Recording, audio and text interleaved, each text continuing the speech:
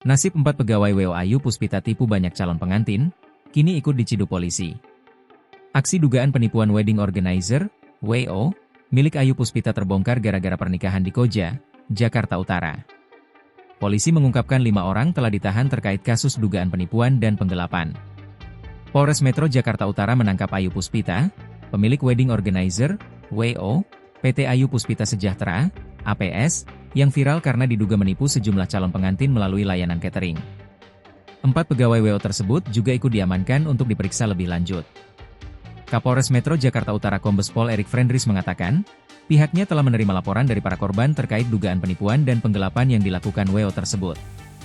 Polres Metro Jakarta Utara menerima laporan dari beberapa pelapor terkait penipuan atau penggelapan yang dilakukan salah satu wedding organizer di wilayah Jakarta, ujar Erik di Mapolres Metro Jakarta Utara, Senin, 8 Desember 2025.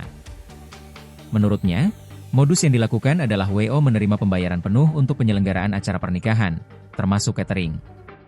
Namun, saat hari pelaksanaan layanan tersebut tidak diberikan. Akibatnya, para korban yang merasa dirugikan kemudian membuat laporan polisi.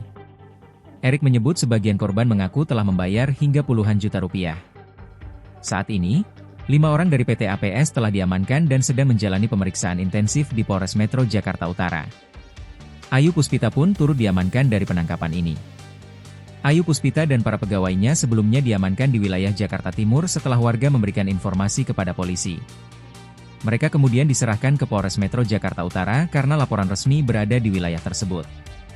Erik mengatakan jumlah korban diperkirakan masih bertambah. Ia menambahkan, laporan yang masuk ke Polres Metro Jakarta Utara baru 1, namun kejadian serupa juga muncul di wilayah lain dan berpotensi ditangani lintas Polres.